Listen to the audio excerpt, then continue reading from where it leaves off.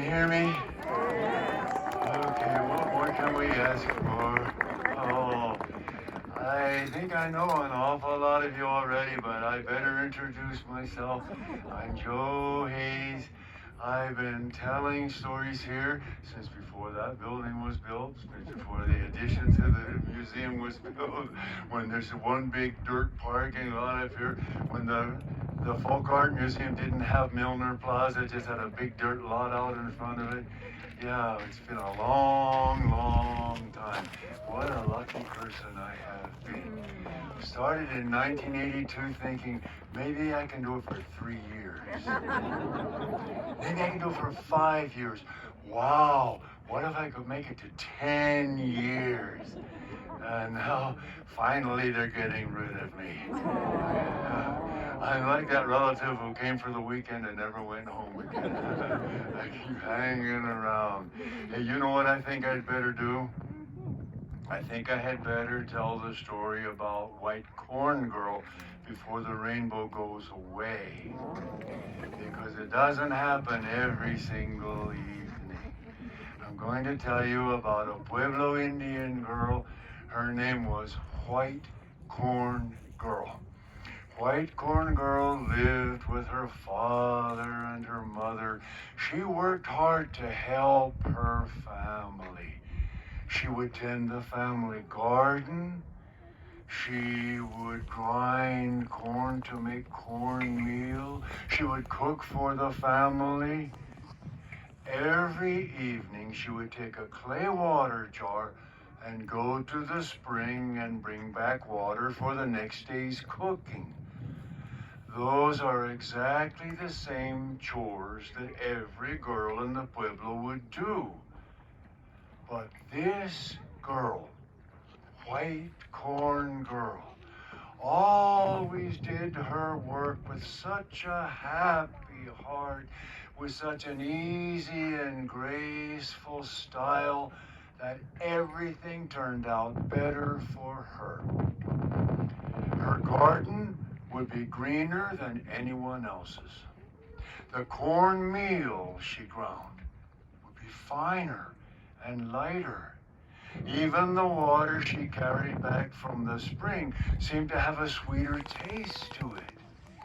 Everyone in the village talked about what a remarkable girl White Corn Girl was. And then people in neighboring villages began talking about her. And then people in faraway villages began talking about her. And finally, even Rainbow Boy, who lives up in the sky, heard about White Corn Girl. He thought he wanted to meet this girl. So one evening, he came down from his home in the sky. He went to the spring where she would get her water, and he left a beautiful crystal rock on the ground beside the spring. White Corn Girl arrived with her water jar, and she saw the crystal. She did the same thing you would do. She picked it up. But as soon as she picked it up, Rainbow Boy came out of his hiding place, and he said to her, "Have you seen a crystal around here? I lost one." She was embarrassed. She didn't want him to think she was trying to steal his crystal. She said, maybe it's over there on the other side of the spring." She was hoping he'd walk over there to look, but Rainbow Boy smiled and he said, "You have the crystal in your hand. I can tell. I see all the colors reflecting on your face." And then she was really embarrassed. But Rainbow Boy said, "That's fine. You may have that crystal. And if you'll come and visit me at my home, I have even finer gifts I can give you." She said she would go with him. They started walking toward the east. That's where he said his home was located. But they walked for a long time, and she was tired. Finally, she said, "Your home is too far away." when she said that, he told her to close her eyes. As soon as she closed her eyes, he made a many-colored ladder appear from the ground up into the sky. They walked up that ladder and they came to his home in the sky. His house was filled with bright light. There were precious gems scattered on the floor of the house. On the rungs of the ladder that came down inside, there were songbirds singing. Everything White Corn Girl admired, Rainbow Boy would give her as a gift. And Rainbow Boy's mother was kind to her. So White Corn Girl ground cornmeal for the mother to show what a good, hard-working girl she was. And then she said she wanted to return to her own village. So Rainbow Boy told her to close her eyes again. He made another ladder appear from the sky down to the earth. They walked down the ladder and they went back to the spring.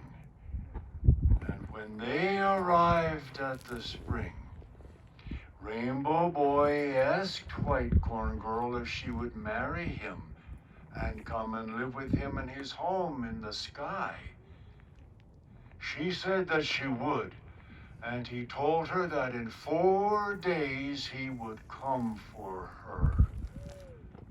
But Coyote was lurking in the bushes nearby. Coyote had always wanted to win White Corn Girl for his own wife. And when he heard the plan they were making, Coyote came up with a plan of his own. He knew that for the next 4 evenings White Corn Girl had at home, she would go to the spring for water as usual. So Coyote waited until the 3rd evening was approaching. And then he spread a beautiful dance costume on the floor in front of him.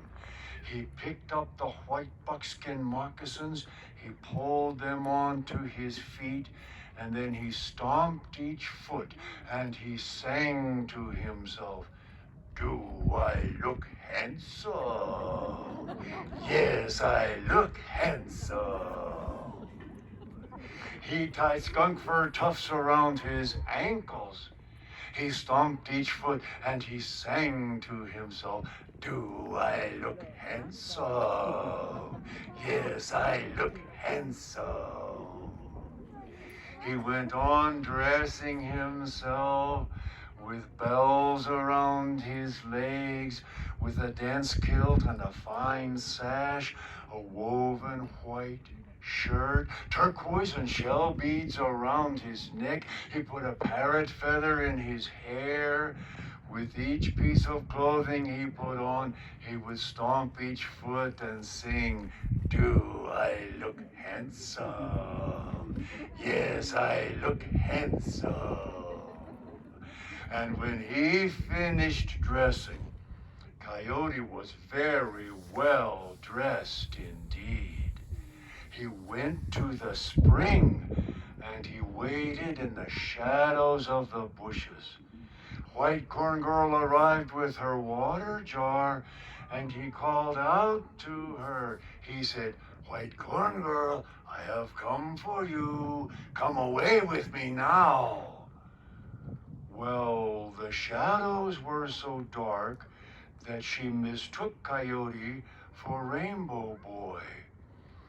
But she said, "You told me you would come in 4 days. This is only the 3rd day." Coyote said, "Oh, I changed my mind. Come away with me now."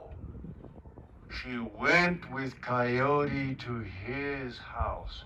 Coyote's house was underground. It was dark and musty. Instead of precious gems on the floor, there were bones of rabbits and prairie dogs all over the floor. Instead of songbirds on the rungs of the ladder, there were dead chickens hanging from the ladder. She said, "This isn't the house I want to live in. You're not Rainbow Boy." Coyote said, "Don't cry. Look at the fine gifts I have for you." He offered her dry rabbit feet and old chicken wings. But she started to cry, and Coyote was afraid that Rainbow Boy might hear her and come and punish him. So he took her back to the spring. And then the next evening, just as he had promised, Rainbow Boy came for her, and they went to live in his home in the sky. They have lived up there ever since. And ever since then, when the people of White Corn Girl's village dance and sing to bring some rain, she can hear their voices singing. She can hear the sound of their drums playing. She goes and speaks with her husband, and he talks to his cousins, the clouds. And then always before the day's dancing has finished, a rain will fall on the fields of that pueblo. And then in the evening, when the sun is dropping off into the west, Rainbow Boy paints a many-colored arc across the sky. It's a greeting to the people of the village, and it's a message to let them know that everything is going well with him and White Corn Girl in their home up in the sky. So the next time you see a rainbow, think about White Corn Girl. When you think about her, remember, White Corn Girl didn't do anything different from what every other girl in the village did. It's the way she went about doing what had to be done that set her apart and made her so special and helped her to serve the whole community.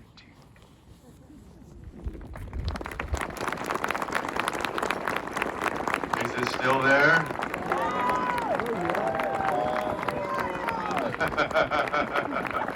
Sure enough, we made it the whole way through the story with a rainbow. It happens usually one time a summer, so I can't let the opportunity go by. I had to tell that story with the rainbow behind me. Oh, thank you all so much for being out here this evening. I'm always reminding people that we work together. We make a community when we listen to stories. One person might be telling the story, but everybody is creating the story with their imaginations. We're all making it happen together. One person can't do a job all alone. You always need a community to work together to get the job done. Well, I think I'll tell you something about myself when I was a kid. Now, if you know me, you already know when I say when I was a kid, I'm probably not going to tell the truth. You may have a bit of difficulty believing everything in the story. I'll tell you something that is true. When I was a kid, I never wanted to turn loose of anything that I liked. I didn't want to give it away, throw it away, trade it for something else. I would hang on to anything that I was attached to. Anything. It could be a cap. It could be a t-shirt that I really liked the feeling of. It could be a pencil. I remember when I was in elementary school, I had a pencil that had different colored stripes spiraling around it and had silver sparkles mixed in with the colored stripes and an electric orange eraser.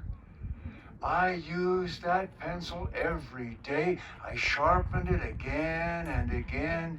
It got so small that one day my teacher said to me, "If you sharpen that pencil one more time, I'm afraid it's going to make invisible writing."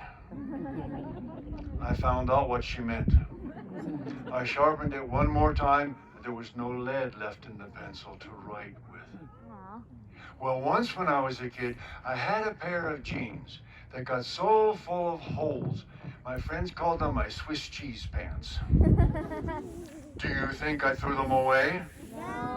No, I did not. I did not throw them away until one day my mother showed me they were beginning to get a new hole in a rather embarrassing place.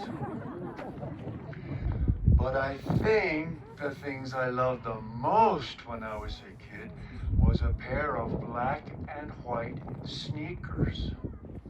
They were high-top sneakers. They were black. They had a white stripe kind of curving up on the outside of each shoe, and another white stripe curving up on the inside of each shoe. I wore those sneakers to school every day. I wore them to play in after school. I wore them on the weekends. I wore them to baseball games. I wore them to birthday parties. When the end of the school year came around, those sneakers were very beat up. The laces had been broken and tied back together again in about 25 places. The sides were all ragged, all frayed. There was a hole in the bottom of one of them. Do you think I threw the sneakers away? No. Absolutely not. I wore them in the summertime too. And in the summer when I was a kid, I would wake up in the morning. I'd jump right back into the same clothes I had been wearing the day before, pull on my trusty black and white sneakers, poke down a bowl of cereal, and go find my best friend, Billy Guerra. We would spend the whole day running around out in the desert. And you know, when you run around out in the desert in southern Arizona, where it's very hot, you do sweat quite a bit, especially your feet. My black and white sneakers started getting rather whiffy. And to make matters worse, one time we were running across a field together and I stepped in a cow pie. Now, in case any of you kids think that a cow pie is a pie that you feed to a cow, no, it isn't. It's something that comes out the other end of a cow. And then another time we were down by the river, I stepped in some nasty smelling mud. When I got home that day, my mother met me at the door. She said, "You're not coming in the house with those shoes on." My shoes were banned from the house. She made me take them off and leave them on the step before I came into the house. Do you think I threw them away? No. My mother went to the store. She bought another pair of black and white sneakers, the same size, the same brand, the same model. I would not even try them on. I knew they wouldn't feel as good as the shoes I really loved. You know, though, I didn't realize just how bad my shoes smelled until one time when my friend and I decided to camp out for a night down by the river. Well, we had been down there during the day, and we noticed a big spreading cottonwood tree with grass growing under it, and we saw a circle of rocks under the tree. Someone had made a campfire there at one time, and we thought that looks like a perfect campsite. Let's ask our moms if we can spend a night here. So we went back home and we asked for permission, and our mom said we should camp out for one night. So we packed up a tent, we packed up our sleeping bags, we packed a can of baked beans and some hot dogs for supper. We poked a few other things into the pack, like some old silverware. I put a flashlight in there. We headed back down toward the river. Well, we set up the tent and rolled out our sleeping bags. We found some old dead branches from the cottonwood tree and broke them up for firewood.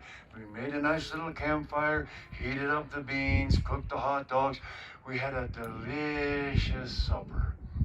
And then we sat for a while poking the ashes with a stick until we were getting sleepy. We poured water on the fire and went to the tent to sleep.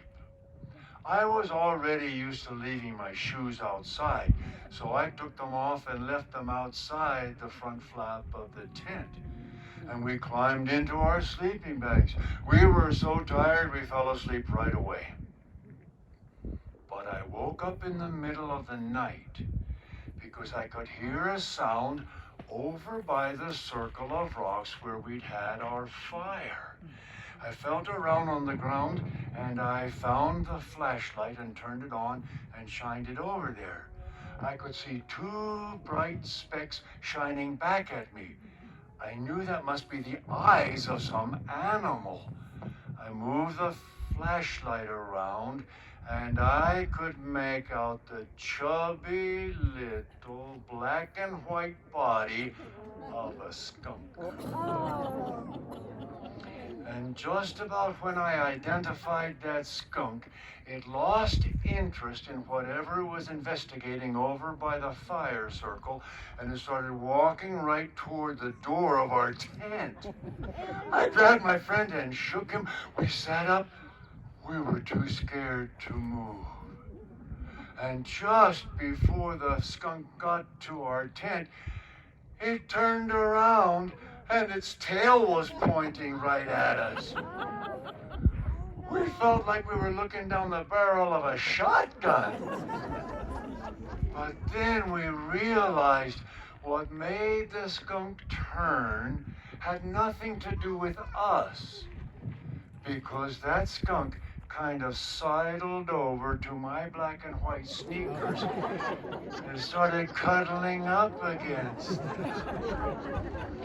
My friend said, "Oh my gosh, that skunk is falling in love with your stinky old shoes." It really was. It started purring like a kitten. It muzzled and snuggled against my shoes. And then we heard another sound, and I turned my flashlight that way. There was a second skunk. But this one was huge. It was about as big as my grandma's Cocker Spaniel. You know, one of those little taffy-colored dogs. And that big skunk came walking over there. It shoved the lovey-dovey little skunk out of the way, and it bit the toe of one of my shoes. And then the big skunk turned around and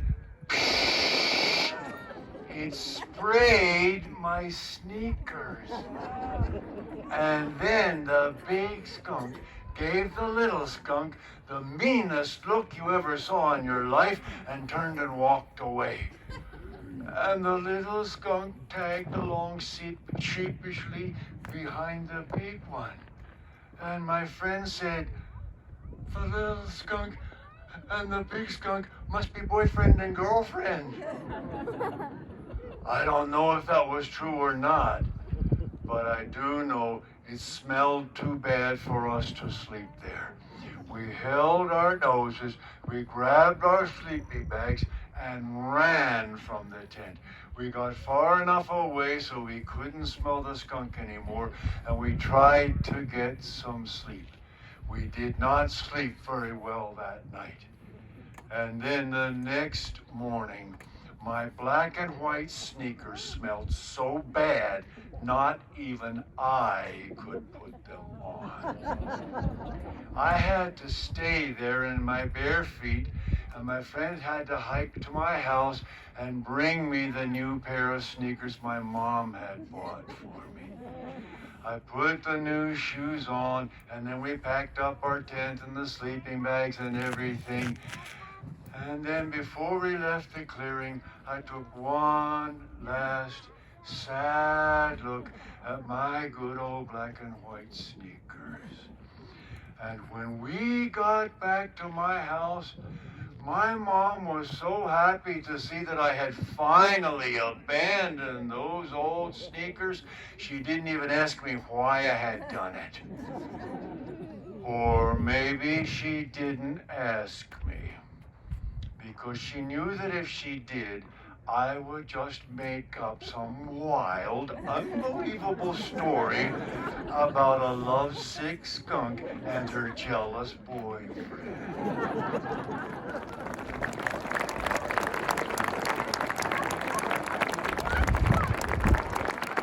Now, some things in that story were not true.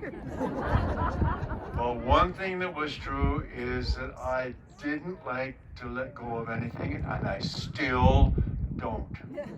I noticed when they put the ad in the Pasatiempo for these storytellings, and there was the interview in the reporter, the photograph they put in there was taken in 2015, and I was wearing a shirt that I still have hanging in my closet and wear all the time.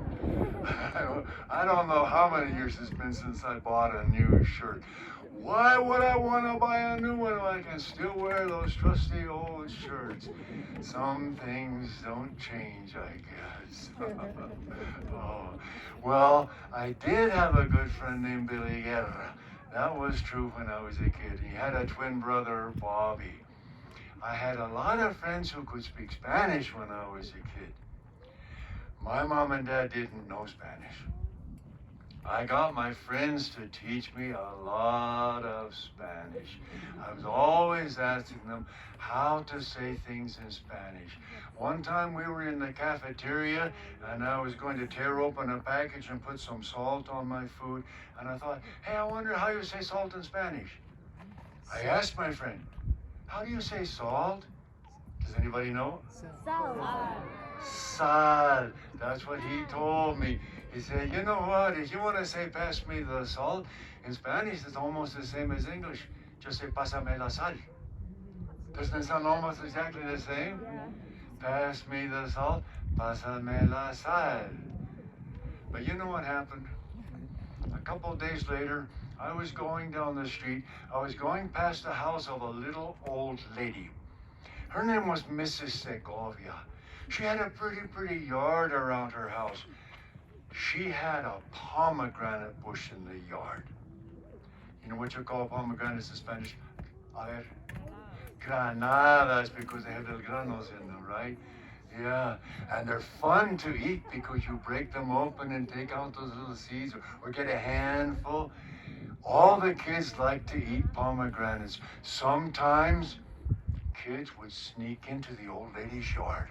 They would grab a pomegranate and run. That's what I saw. A kid was creeping into the yard. I thought, uh-oh, he's going to steal a pomegranate.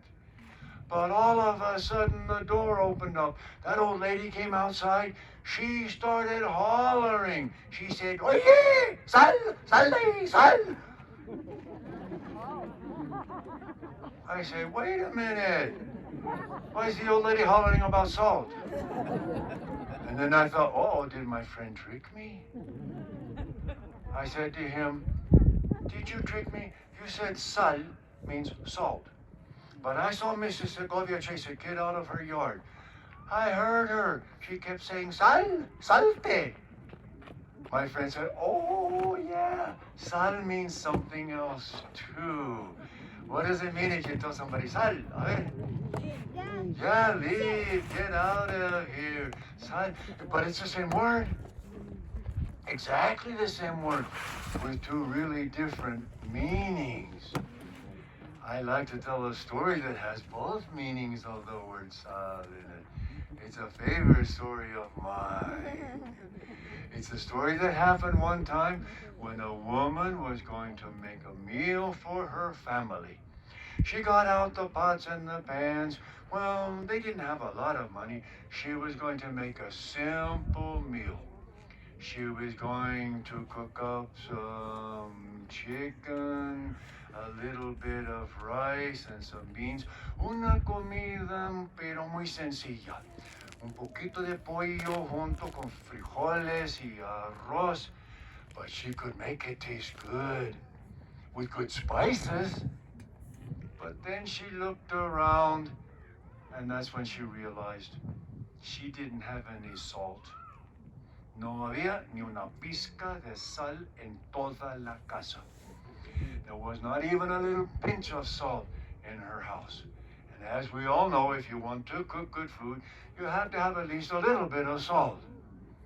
So she went outside. She called to her little boy. He was kicking pebbles around on the street. She said to him, "Corre a la tienda, cómprame sal." "Run down to the store," she told him. "Buy me some salt." And she gave him some money. He put the money in his pocket. He started running down the street. His mom shouted at him, "No olvides lo que me hace falta. Cómprame sal. Don't you forget what I need. Buy me some salt." The little boy was afraid. Maybe he would forget. Sometimes he did forget things. He thought he had better say it to himself over and over. So he started running down the street. He ran along saying, "Sal, sal, sal, sal, sal, sal, sal, sal, sal." But he tripped over a crack in the sidewalk. He fell down. He hit his knee on the cement. The poor boy sat there holding his knee. Estaba aguantando las lágrimas. He kept choking back the tears until finally he could stand up to run again. He couldn't remember the word. Cuando se cayó y se lastimó, la palabra se le había volado de la mente. The word flew out of his mind when he fell down and hurt himself. But then he saw the door of a neighbor's house was open. He thought he'd go to the neighbor's house. Maybe they could help him. He ran over to the neighbor's house. He stuck his head in the door. Just when the little boy poked his head into the neighbor's house, the neighbor's teenage daughter was in there. Estaba despidiendo a su novio con un beso. She was kissing her boyfriend goodbye. And the teenagers saw the little boy stick his head in the door. They said, "Niño entrometido. You nosy little boy," they said. "Sal, sal." What were they telling him? Go away. But what was he supposed to buy for his mother? The little boy said, "Oh yeah, sal." When the teenagers heard the boy repeat them like that, they thought he was making fun of them. They were mad.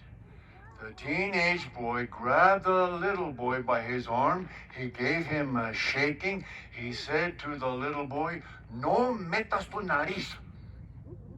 Don't stick your nose into other people's business. Mind your own business. No metas tu nariz. And then he let the little boy go. El niño se fue corriendo. He ran away from there as fast as he could. He slowed down.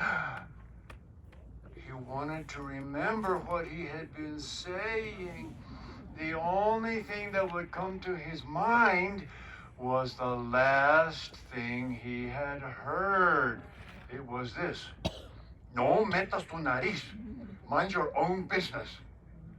So he started going down the road. He said it again and again. "No metas tu nariz. Mind your own business. No metas tu nariz. Mind your own business." On the corner of the street up in front of him, two men were arguing about something.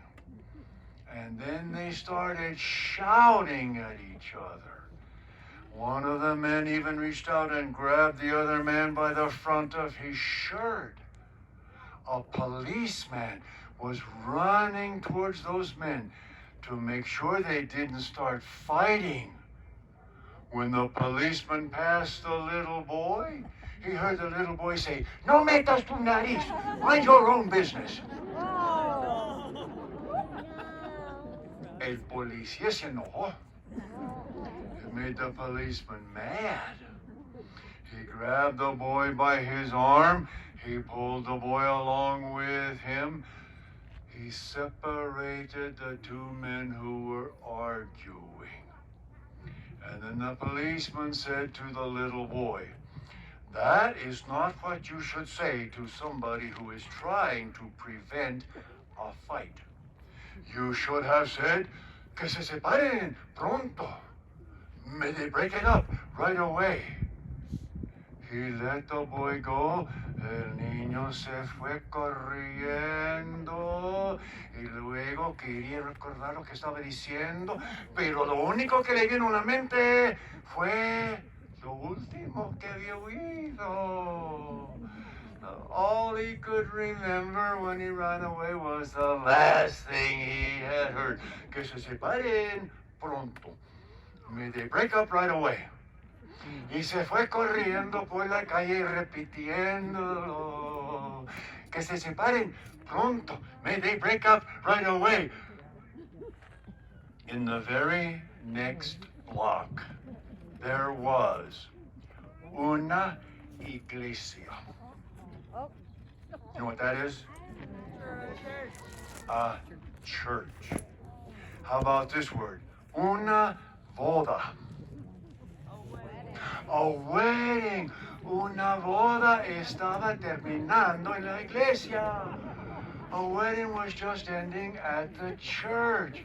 The bride and the groom were coming out the door of the church, hand in hand, with big smiles on their faces.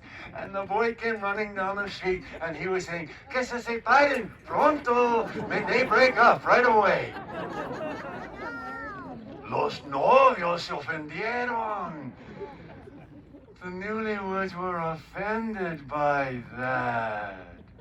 The groom went over to the boy and said, "Don't say that. That's a terrible thing to say at my wedding.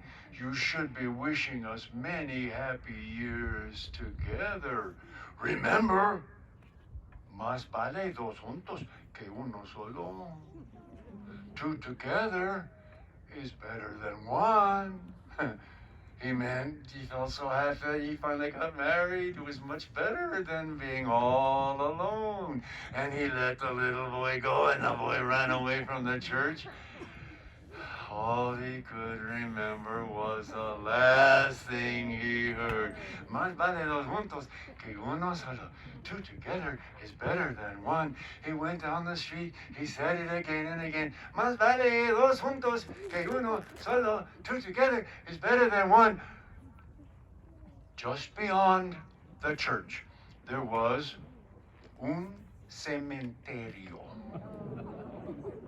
A cemetery. A funeral was going into the cemetery. The dead man's relatives and friends were walking along behind the coffin. They were all crying and wiping their eyes. And the boy came running down the street, and he was saying, "Más vale dos juntos que uno solo.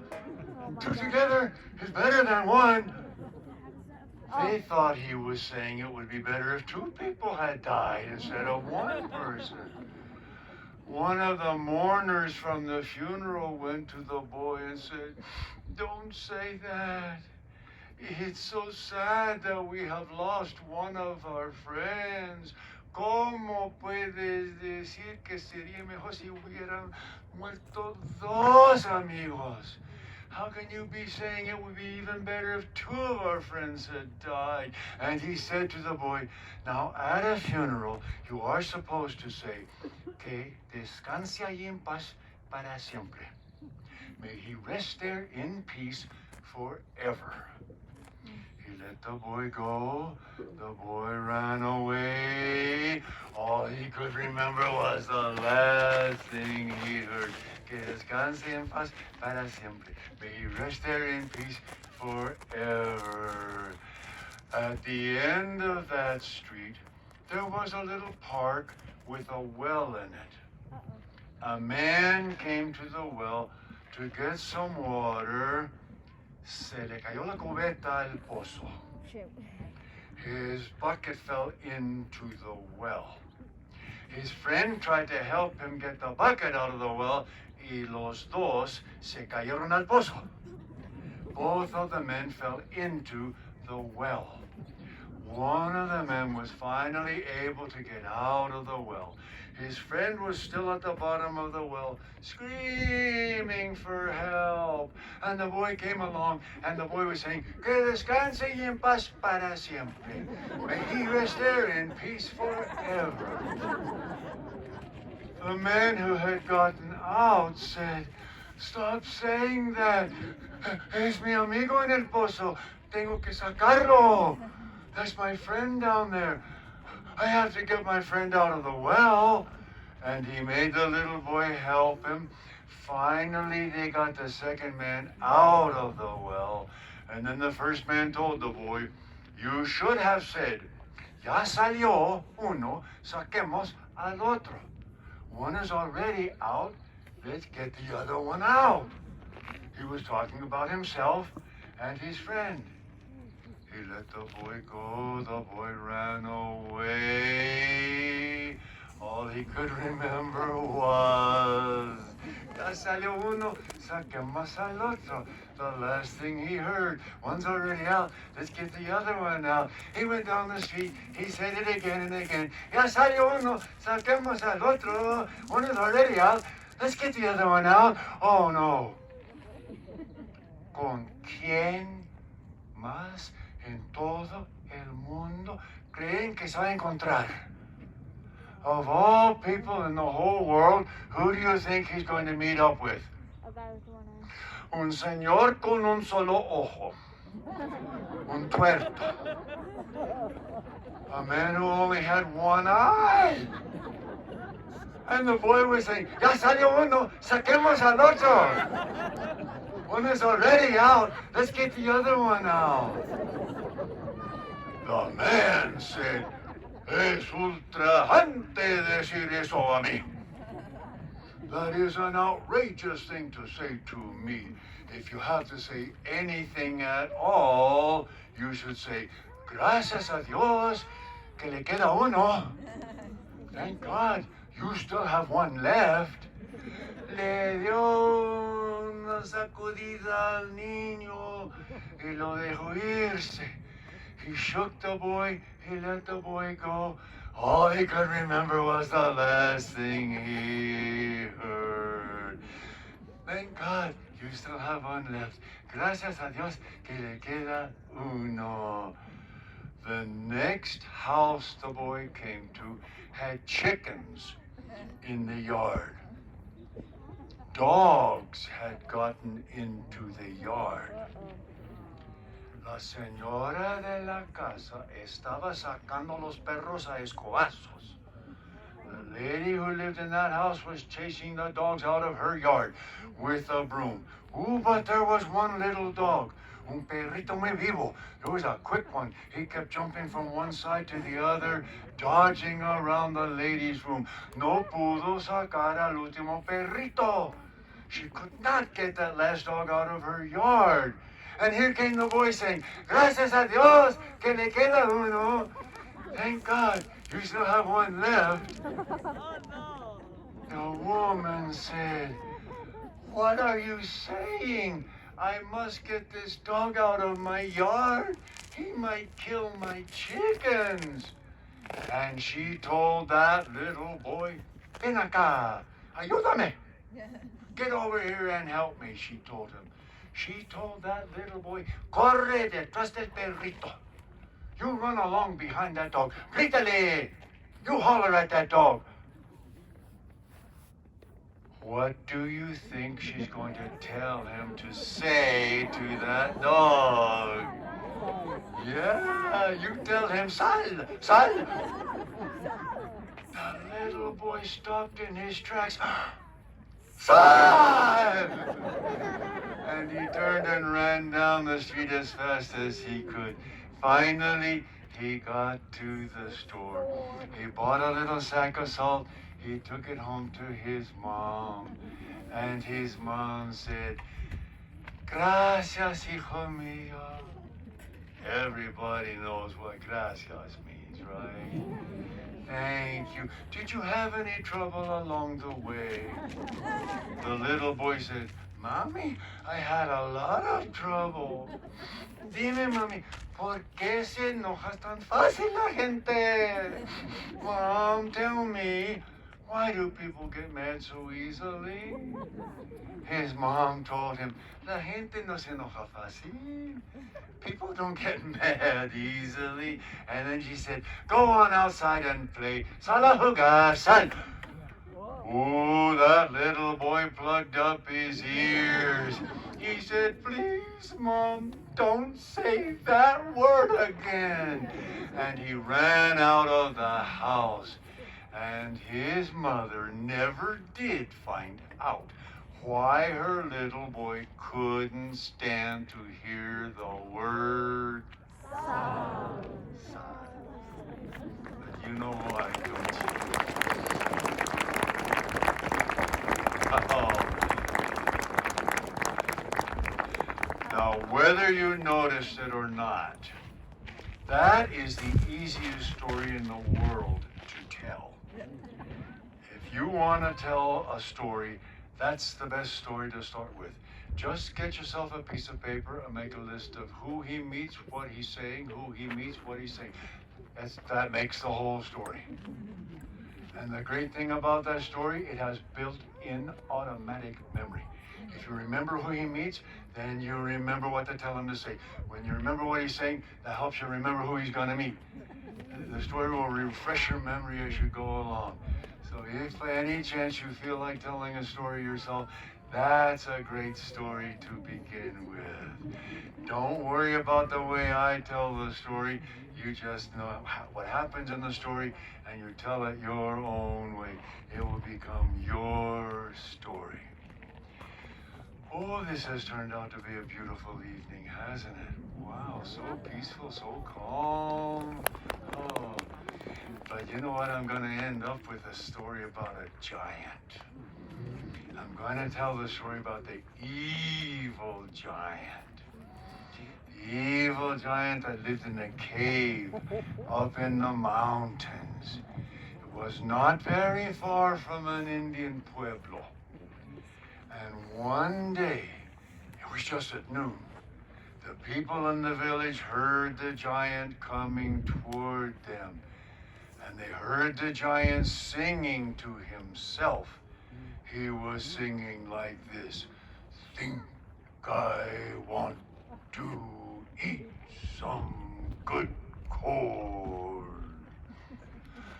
Think I want to eat some good corn. That was his whole song. Just the one line, he said it over and over. Think I want to eat some good corn. In fact, the song is so simple that a long time ago, when I used to have a friend who would stay here and tell the story in sign language while I was telling it with words, Rose Sanchez, she said to me one time, why don't you learn how to do the song in sign language? It will make it a little more interesting. I am terrible at things like that. I said, I don't think I better even try. She said, oh, it won't be hard. Sign language makes a lot of sense. So I said, well, show me the words. She taught me how to say think. Watch. Doesn't that make sense? Do it. Put your finger to your head. You're saying a word. Think. To say I, you can just point to yourself or put the letter I right up in front of you. Think I. Think I. Okay, here's how you say want. Act like you're grabbing something for yourself. Think I want. You can probably guess how to say to eat. And here's how you say some. Slice one hand across the other hand, like you're slicing some off. Good is like this.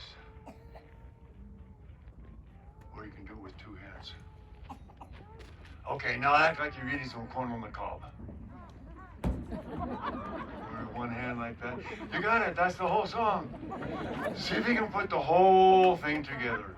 Think, I want to eat some good corn. When the people heard the song, they said, listen, he's asking for our corn. We'd better give it to him. If we don't, he might knock our houses down. They got out all the corn they had harvested in their fields that year. They took it to the giant. He filled the big basket he had on his back. When he had filled up his basket, he took all the corn they had in the village and he went away. The people said, oh no, he took all our corn. Oh well, at least he didn't knock our village down. But then the next day, just at noon, the giant came back again. He was singing like this. Think I want to eat some melons. Okay, here's how you say melon. Pop the back of your hand like you're popping a watermelon to find out if it's ripe inside. Do you remember the rest of the song? Think I want to eat some melons.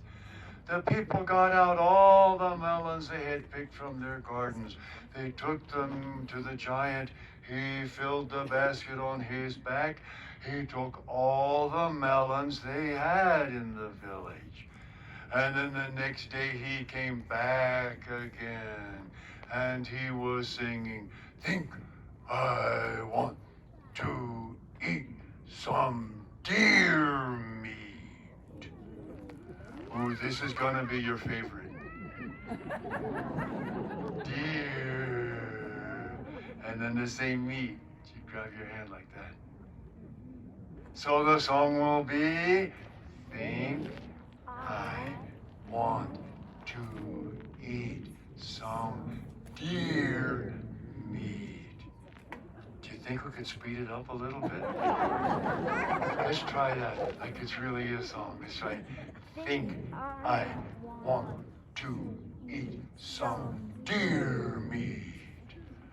Oh, the hunters had been lucky that year. They had killed many deer.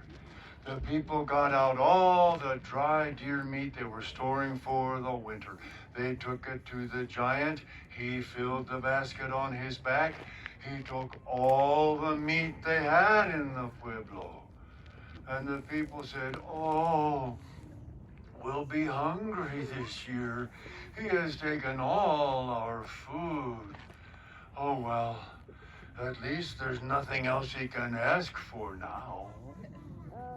But the next day, just at noon, the giant came back again, and he was singing, think I want to eat some children.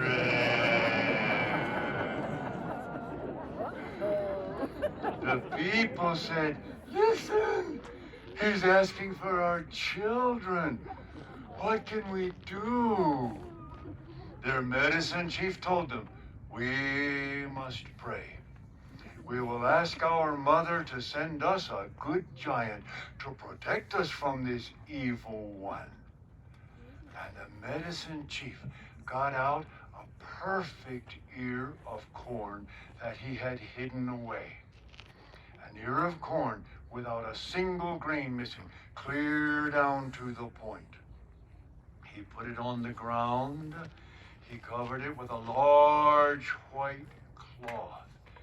And then he began to play his drum and sing a magical chant. And as he chanted, something started moving under the cloth. It got bigger and bigger until a giant had grown up under the cloth. The giant threw the cloth aside and he said, "What have I been made for?" The medicine chief told him, "You were sent to us by our mother to protect us from an evil giant who wants to eat our children." The good giant nodded his head. He looked around. He saw that the evil giant was still coming toward the village. He was still singing, "Think I want to eat some children."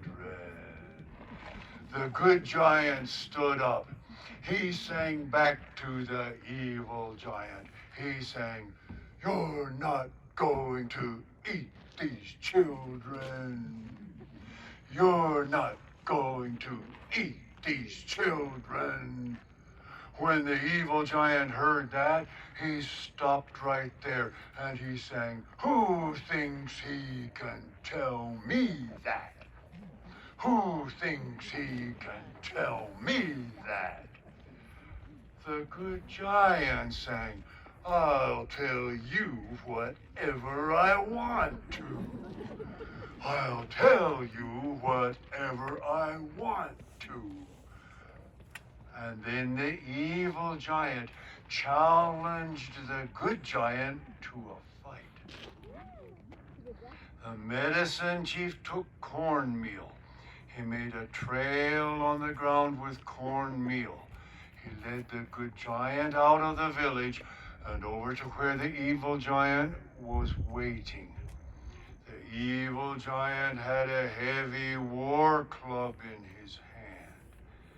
The good giant had a long stone knife in his belt. The good giant said, "You are evil. I am good. You hit first. Hit me 4 times. Then if I can, I will hit you." The evil giant swung his war club, but it bounced right back so fast it almost flew from his hand. And the good giant wasn't hurt at all. The evil giant swung his club a second time. There was a loud cracking sound, but it was the wood of the club that was cracking. It wasn't the good giant's head. The evil giant swung his club a third time, and the club split the whole way down the middle. And then the 4th time he struck with the club, it shattered into splinters. And then the good giant drew his long stone knife, and he struck with it just once, and the evil giant was split wide open. The people ran up to him and they looked inside. This is what they saw. The giant's heart was filled with cactus needles and thorns. That is what made him act so evil. The medicine chief removed all the cactus, all the thorns from the giant's heart, and then he filled his heart with beautiful blue turquoise stones and with pink quartz crystals. And then he closed him back up again. He made a trail with cornmeal. He led the good giant back into the village. He covered him with the same white cloth, and he sang until he turned back into a perfect ear of corn. And then with another trail of cornmeal, he led the evil giant back to his cave in the mountains. But since his heart had been changed and it didn't hurt him anymore, he never came back to bother the people of the village again. Except for those rare occasions when the children of the village are not behaving themselves. If that begins to happen, the medicine chief will go to the mountains and talk to the giant. And then the next day, just at noon, you can see the giant walking toward the village. He's singing to himself, and I think you know what he is singing.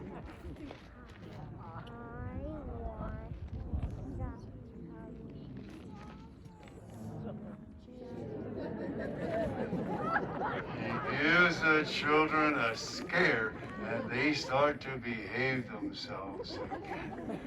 They say the children of that village are just about the best behaved children in any village anywhere. Except for the children who are here tonight.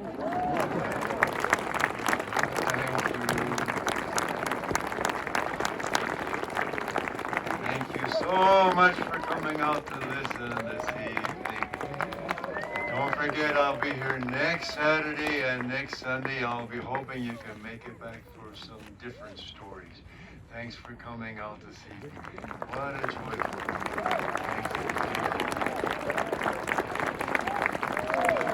I'm wondering if any of the children might even come up and shake my hand. I always like that.